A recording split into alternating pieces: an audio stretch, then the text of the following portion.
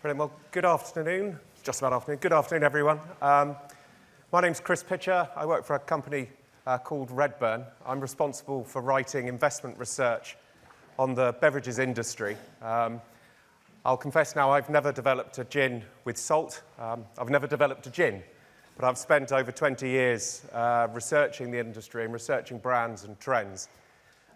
Pal invited me last year to come and present on how the gin industry was recovering after a couple of traumatic years through the pandemic.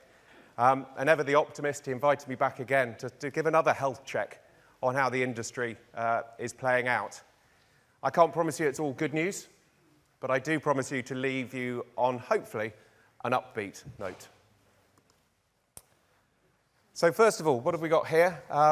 There won't be any tasting notes, there won't be any of that sort of stuff, lots of graphs, lots of charts. This is all based on the data.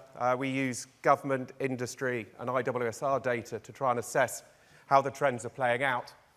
Now this is the gin index, I was going to avoid another pun in my thing, but it's almost, you can't help it. What this tracks is, you go back to 2000, I look at the volume and the value of the industry and see how that's developed over the last 22 years. And you can see volumes really didn't do much up until around 2013. There was some value growth as mix and pricing was taken. And then you started to see the volume pick up. The gin boom began. There was a temporary hiatus during the pandemic. This time last year, I was able to report that we had recovered to above pandemic levels. And you can see here that globally, the trends have continued.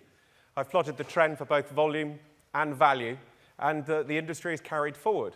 I mean, in terms of the sort of volume numbers, we've seen 5% volume per annum, 10% per annum value share, value growth.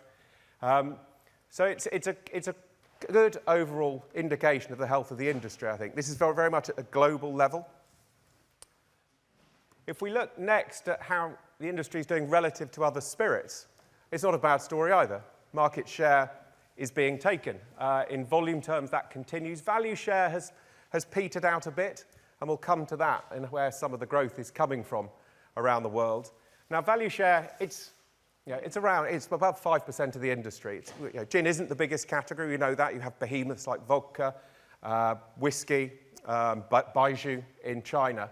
But the one thing I always find striking when you're looking at the data for gin is it's inarguably, I think, one of the most international of brands, of categories. If you look at the top 3 markets for gin, the top 3 markets are less than 40% of expenditure. If you take some of the other categories worldwide, like whiskey, like vodka, particularly in brandy and certainly in tequila, they depend on 3 really big markets for their success. But the one thing when we come to our next slide is gin is riding a wave almost globally. Obviously, it comes down to some of the production requirements. You don't have to age gin like you do with whiskey. You have better access, perhaps, to raw materials. The agave situation in tequila is constraining some degree of growth. So it's very much a global category and gaining global appeal. And Julia used the phrase waves. The way I think about the gin industry is there are multiple waves going on around the world which combine to make, I think, a pretty attractive still current wave. Now this chart will need a bit of explanation. I could probably spend the next 20 minutes just discussing this. Now what I'm doing here is this is the gin index again. So I'm plotting where volume is, where consumption is versus 2019, so the year before the pandemic. Which markets have recovered to pre-pandemic levels? It's a reasonably encouraging chart. Green indicates that markets are at least 10% above where they were pre-pandemic. That's sort of confirming a sustained recovery in my view. The amber markets are where markets are between 90%, 110% of where it was pre-pandemic. The majority of those amber markets are in positive territory. Haven't got to 10% above yet, but most of those are encouraging. The red markets are still below pre-pandemic levels. There's a few I'd like to call out there. So, for example, India, specifically, I know Anand is talking after the lunch break. India is back, it is in growth. It hasn't quite got back to the 2019 levels. Based on the current momentum in the market, I'm sure you'll agree, I'm hoping this time next year It'll be in green. That's not me trying to get another invite back to the conference. Similarly, out in Southeast Asia, Thailand, those sort of heavy tourist-driven markets, they're still red, but they're recovering from incredibly low volumes, particularly when Asian tourism dried up in 2019. But certainly a market like Thailand is back in growth as well. One of the things that I find interesting about this chart, particularly when you look at it, is the rise of the local gins. So another trend driving the industry forward is markets like Brazil with Rox Gin, Nigeria with Chelsea Gin. You've got down in South Africa, Old Buck, or in India, Blue Ribbon. You've got these big local brands. None of them are quite the same scale as San Miguel over on the right, the Philippines market, which is obviously a 20 million case gin brand. I mean, it is an outlier. But what we have is million case brands starting to develop in the local markets. And many of them aren't new. I mean, Chelsea Gin has been around for decades. But you're starting to get local demand, local interest in these brands. I've also highlighted, up in Russia, you have a local gin barrister. Globally, you've got the usual players. You've got the Gordons, the Tanquerays.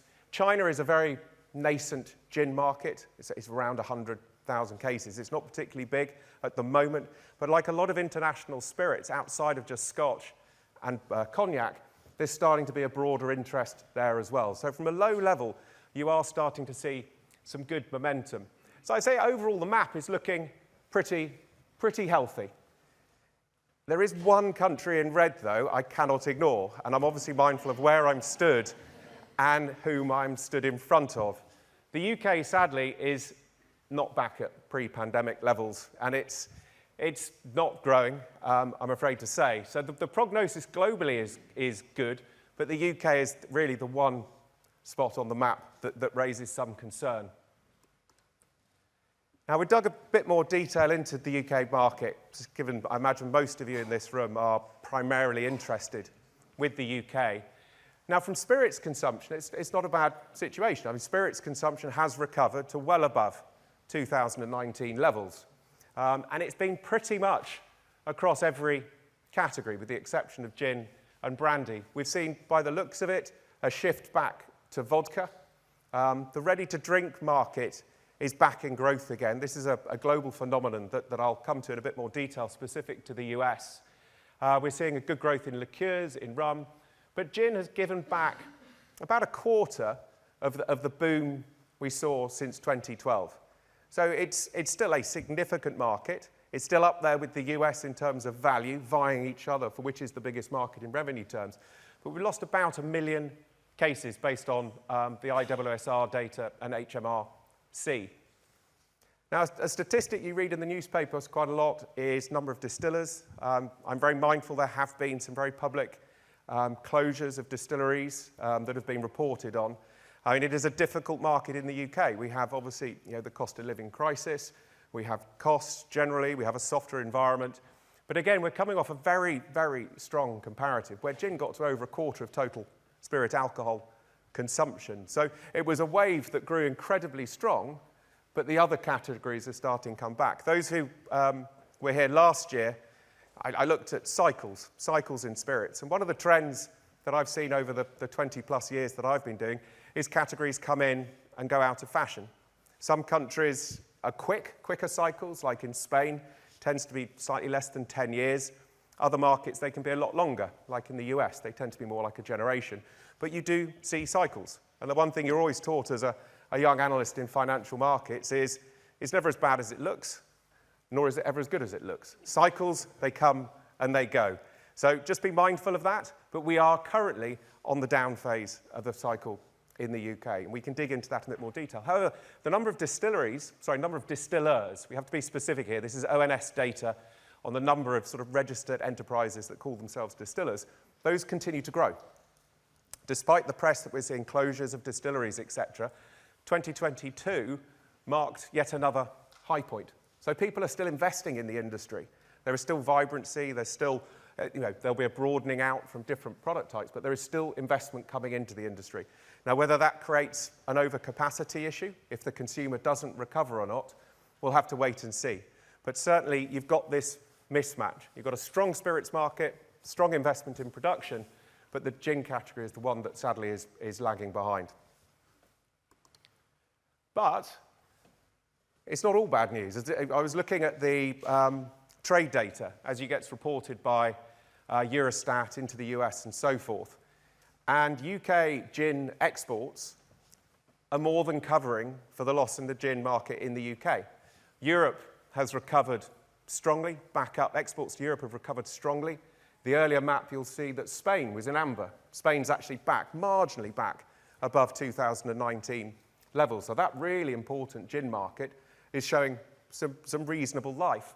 And we'll come to some of the other markets. The US, I put accelerated up there. Now I look at the chart there, I think I may be playing a bit of license there with exactly what's happened. But you can see that the trajectory of the US market has actually picked up. UK gin exports to the US are growing again. And duty-free, which is obviously an important category, isn't quite back to 2019 levels, but it's getting there. It's about 10% off the high. Most of the companies that I speak with or talk to are expecting to at least see duty-free recover by 2024. So gin is becoming, for the UK gin producer, it's becoming more of an international story as well as a domestic story. So what's going on in Europe? As I say, Spain is broadly flat, slightly up. Obviously, Vanessa's work is having a profound effect in the Italian market. You can see here that again, this is an indexed basis. I mean, the folk from IWSR here, I'm mindful of not giving away too much of your data here, but you've indexed it. Italy has been incredibly strong. There is a gin boom going on in Italy, like there was a gin boom in the UK several years ago. The German market has slowed. Netherlands has been in consistent decline, but from very high per capita levels. But France is now picking up the balance. So this notion of multiple waves going on in the world with gin, as yet another country discovers the product, local producers start bringing new products to market, is keeping Europe in growth. Now, when we look at how much more growth there is to go, I've looked at per capita consumption of gin using the standard WHO methodology, which is for 15 years and above. I'm very mindful of legal drinking age requirements, but that's how the authorities look at it. And you can see that these new markets, like Italy, France, are still significantly below where more established gin markets like the UK, Spain, and the Netherlands are. So you can argue that we're relatively early in those gin phases. So I would say Europe, the prognosis is pretty healthy. Excuse me, Netherlands, does that include the Geneva? Yes, so I've included gin and Geneva in that data. I group them together as one category. I've tried, when I look at whiskies, I've grouped all the whiskies together, and when I look at brandy, I've grouped all the brandies together. Like every good rock band, you want to break the USA, and for the 20 years I've been doing it, gin has sort of been flatlining. Go back to the 1960s. This is an interesting statistic. When I was doing this long cycle work, gin was as big as vodka. If you look at the difference now, you can see how the vodka story has eclipsed that of gin. Gin has always been there, potentially about to take off in the US, but it has remained pretty much flatline, certainly for my career, slightly declining. Ever the optimist, if you're digging into the DISCUS data, so the Distilled Spirits Council of the US data, and you look at the super premium category, on their data, that has significantly picked up. It's still relatively small, it's less than 1 million cases, but those $40, $50 gins are really starting to gain some traction in the US. So maybe there are some early signs in the US. It's certainly a very competitive, well, it's always been a very competitive market in the United States. Tequila is currently the category on absolute fire. It's now surpassed rum in terms of its volume and its consumption. But super premium gin is starting to see some gains. Now, the serve in the US, we'll come to it in a second, it's a different one. It tends to be as a martini. It's been benefiting from the success of the Negroni. It's not the classic gin and tonic serve, but you've got companies like Fever-Tree investing significant amount of money in their mixers, part of which is trying to educate folk around the premium gin and tonic. And you do have Diageo, who invests significant amounts of money in gin in the United States. I know it was noted earlier, the sad passing of Sir Ivan Menezes, but when I spoke to him on gin, he was committed to getting Tanqueray and the gin industry growing in the United States. And as we saw earlier, Tanqueray was the top-ranked gin by volume and value last year in the United States. So the US is definitely one to keep an eye on. Moving into some trends, some flavours. I haven't gone as detailed as salt, I will confess. I've focused more at the bigger flavours. But what we're seeing in flavoured gin, it's still in growth. Again, indexed against 2012, growth slowed. But again, as with the broader industry, the balance of growth is changing. We've gone from a flavoured category in 2020, which was predominantly the UK, to the UK now being just less than a quarter. You'll see in countries like Spain, flavoured gins coming through. Interestingly, in Nigeria, Gordon's have the moringa leaf flavoured gin, which has been very successful. You have flavoured gins in South Africa. So again, it's a broadening out of the flavour cycle. That early driver of the UK boom, you know, the launch of the pink gins, the strawberries, the rhubarbs, raspberries, etc. That appears to be translating globally on the flavoured side. But again, it's very much an international story rather than UK. Then we come to what is currently the hottest category in distilled spirits. It's the ready-to-serve cocktail market. Now, I've double-checked, triple-checked the chart on the left there, because it does look like there's an error going on in the data. But as defined by the Distilled Spirits Council, the pre-prepared cocktail has gone ballistic. It's not been led by distillers, though. So High Noon is from Ian J. Gallo, the wine company. Cutwater Spirits was acquired by Anheuser-Busch InBev, the world's biggest brewers. But this idea of buying a spirit-based cocktail in a can has absolutely started to gain traction.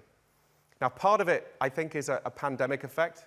Folk had time at home. Convenience was an important thing. And importantly, they had money to spend, because the tax structure in the United States means the cost of the duty cost on spirit in a can, as opposed to a malt-based beverage in a can, is significantly higher. So you do need consumers with a bit more money to spend. But importantly, Jack Daniels have launched, jointly with the Coca-Cola company, the pre-mixed Jack Daniels and Coca-Cola. Now, the Brown-Forman company do not tend to chase trends. They invest in something they think have, you know, long-term potential. And they're already seeing very good numbers coming through there. So this is a huge trend in the spirits industry. As I mentioned earlier, the classic serve in the United States for the gin cocktail is a martini. You know, a 330ml can of martini doesn't quite have the same appeal as a gin and tonic. The gin and tonic still really hasn't made any inroads. There are some small examples of gin and tonic-based pre-served cocktails, if you look through the Nielsen data and so forth, but it's still relatively underdeveloped. I mean, in the UK, you have seen good growth in the pre-prepared cocktail market, where obviously gin and tonic and similar versions play into it. Again, there's been a bit of a stalling in the volume, but it's still a decent volume number, and they held on to them. Gin has lost a little bit in the last data, but in terms of trends, that one is, I would say the jury is out, particularly in the United States. Over the time I've done it, I've seen multiple ready-to-drink booms. I was up in Scotland visiting Diageo's archives last week, and they had a pre-mixed gin Gordon's martini from the 1940s. So one can be assumed there was a ready-to-drink boom back in the 1940s. There was a ready-to-drink boom in the early 2000s when I first started looking at the industry. We had the hard seltzer boom, which has now given way to this. So the US is prone to these cycles in these sort of spaces that occupy between beer, wine, and spirits. So keep a close eye on that. And then finally, low and no. Pal asked me specifically to talk about low and no alcohol. And I'll be saying, as an analyst, this is one that I really haven't formed a strong view of yet. I think, as I say here, there are more questions than answers around low and no alcohol spirits. That the beer category is well established. For those of you in the audience of my sort of era, you might remember 1986, Caliber, Billy Connolly advocating the joys of a no-alcohol lager. The Guinness PLC in their annual report that year talked about how young people who are more health-orientated were looking for no-alcohol alternatives to drinking. I mean, that probably resonates with what you're hearing today. Again, the idea of cycles. We have been here before. The big difference is the quality of production has significantly increased, and we've seen big, well-established beer brands like Guinness, like Heineken, be very successful with their 0.0 versions. You have here a clear example of how gin contributed to that. Spirits, again, this is based on data from the grocer, but spirits, low and no alcohol, really took off in dry January 22 when we had Gordon's 0.0, there was Tanqueray 0.0, those big global brands moving into the category, augmenting the work done by Seedlip. We've had Spencer Matthew with the Clean company, with his clean gin coming in, Lyres. There is a profusion of a proliferation of these brands. Now, is this a seasonal choice? Is it dry January? Is it a lifestyle choice? I'm not quite sure. Is it a new occasion, or is it substituting other occasions? I'm not entirely sure. Is it best to come to world with a new brand? I mean, there are some regulatory issues about having a non-alcoholic brand being able to be calling itself non-alcoholic. Or is it better to come with a 0% extension of a core brand? I mean, the Guinness 0.0 has been an absolute phenomenal success. And then the issue around pricing.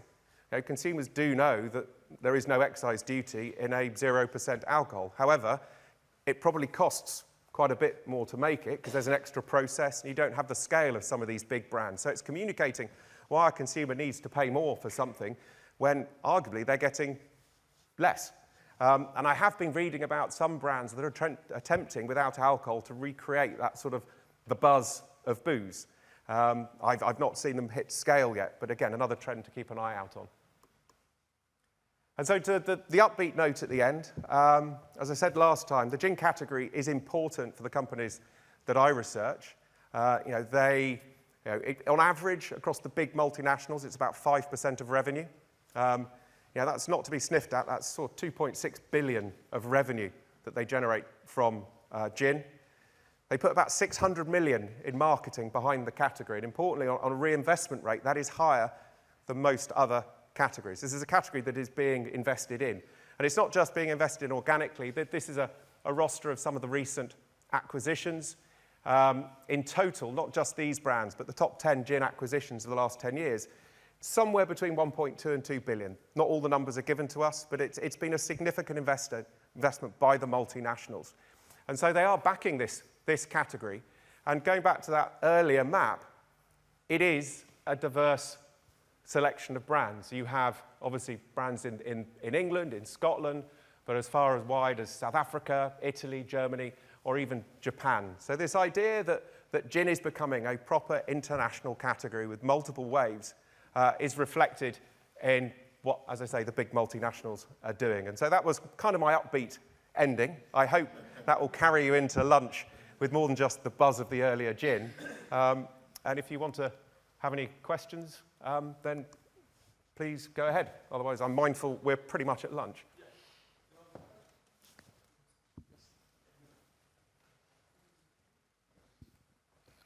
It was just a question. You had the date line up to 2022. I just wondered whether that was financial year ending April 2023. And if it wasn't, have you looked at that data? Because the OBR stats for UK duty receipts for 2023 have seen a big drop from 2022. It's almost like we had a bounce back from COVID, and then everyone went, oh, hang on, I spent too much, and we've had a dip again. I just wondered if you'd looked at that at all. Yes, excellent question. And there's obviously a financial analyst in you there if you're worrying about year-end rates. So yes, just to be fair, I've calendarized the data earlier, i.e. to December. I would say what we're hearing and what we're seeing from most of the data is there is a normalization going on. This is the phrase being used across the industry in the UK, in the US, and a lot of markets, that high level of expenditure and consumption that took place during the pandemic is unwinding. We've seen that in the US data through May, and to your point, we're seeing that in the UK data as well. So I think there is still a normalization going on. Whether the US spirits market can grow this year is in currently a high level of debate amongst certainly my clients and investors. I mean, in the UK, same sort of thing on the momentum. So it's a December year end. Momentum into this year has been a bit slower so far, but it's relatively early. I mean, we are only through the half year. I know it's June, but there's still 6 months to go. And obviously, the latter quarter is quite important, particularly in a market like the UK. Question here. Thank you for that. So informative. On the RTD slide, the ready to serve, the US chart is pretty staggering. I'm just wondering, is there any data around like the correlation of kind of the rise of direct to consumer and whether the spirits brands are kind of taking share in that space and that's helping to contribute to some of the increase in ready to serves? Like I was in the US recently and saw a lot of those kind of smaller local RTD brands are selling online, but I don't know if there's any kind of data that helps point to that. There is, and getting direct-to-consumer data is tricky. Plus, also in the US, you have quite a lot of regulatory issues around being able to ship direct-to-consumer. So it's not like the UK or some of the European markets where direct-consumer is high single-digit, low double-digit percentage of revenues. It's still very underdeveloped in the United States. So no, I don't think the direct-to-consumer is purely driving that. Not in the scale that you're seeing. I mean, things like High Noon are adding tens of millions of cases. I mean, it's been huge. So I think direct consumer in the United States is still a bit uncertain. Where you can, as a small producer, you can, but you do have those difficult regulatory issues.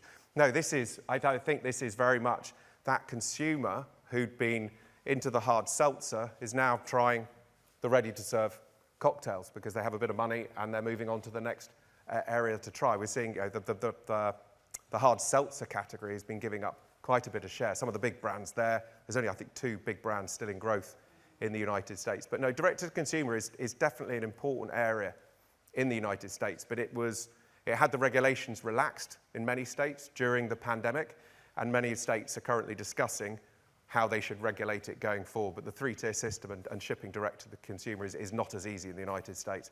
No, I think that's purely the consumer across the off-trade channel driving that huge step up.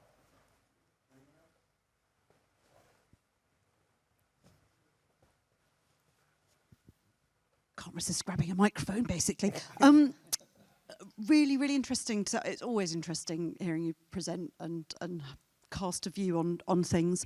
Fascinated to see the number of UK distilleries still opening or launching. I liked your description of those describing themselves as being involved in distillation. Do you have an idea of what they're making and doing? Are they setting up to make gin? Is there any data about what those new distilleries are looking to produce? Sadly not. I mean, the ONS gives a wonderful level of granularity by region, even down to the city. I mean, if I wanted to, I could have showed you by city, but no, they don't have to classify what sort of product they're distilling. And I think that's partly the function is that they're distilling multiple products. I mean, if this is anecdotal, but a lot of the startup distilleries that I've seen set up with the idea of being a whiskey producer, but bridge the cash flow gap by producing gin. And the last 5-10 years actually decided, well, heck, gin's not a bad place to stay. So I think many of them will have multiple products that they're distilling. So no, sadly, I would love to drag out and say how many of those are specifically gin distilleries. I've seen those numbers quoted as gin distilleries in the newspapers before, but certainly fact-checking and going to source, what I've seen, I haven't seen a specific clarification. But I would say many of them are doing multiple products. The rum, I mean, we haven't talked about rum yet, but one of the areas that's potentially making a comeback, and again, it's always been the next one to come back into growth has been rum. So you're hearing about rum distilleries being set up, but there's a bit of aging there, so bridge it with some gin. So I can't get to that data, Kathy, sorry. I'd love to, but... Maybe you can come back with that next year, Chris. Well, as I say, if Pal invites me, then yes. And maybe to add to your homework list, thank you for kind of looking at serve as well, which I know we've discussed before, and if one was to say it wasn't a gin boom, it was a gin and tonic boom, would it be interesting to look at the premium mixers by market to see how closely their penetration maps premium gin and can that drive, especially in the US, the gin and tonic boom, as it were? Yes, that's an excellent question. Sadly, you can't get a clear line into it. A company like Fever-Tree, obviously, publicly listed, discloses its revenues by different region. And it has great hope, great ambitions for the United States. The serves in the United States are very different. You've got the ginger ale. Increasingly in the US, premium mixers like sodas are going into the Paloma, which is a tequila-based grapefruit cocktail, which is a huge driver. So I'd say the mixers, when we look at premium mixers, they themselves are becoming more diversified just beyond the gin and tonic, which obviously Fever-Tree and the gin industry helped really build the renaissance in the UK. So no, if you tracked the premium mixer volumes, you would be distorted by growth in things like the Moscow Mule, the Paloma, specifically into the United States. I would say maybe into Europe and some of the other Southern Hemisphere markets, then there is perhaps a straighter line to draw between premium mixers and gin and tonic. The serve is perhaps better understood. But I would say if you're looking specifically at the US, then no, I mean, it's a very, very varied serve. And again, as I said earlier, I mean, what's driving gin in the United States is the martini. It's been the success of the Negroni. So actually tracking Campari, which is doing well in the United States, might give you a read into that, because that brand has been obviously riding the wave of that very popular cocktail.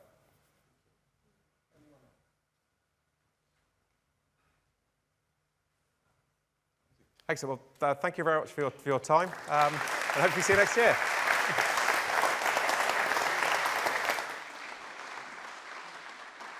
Hello.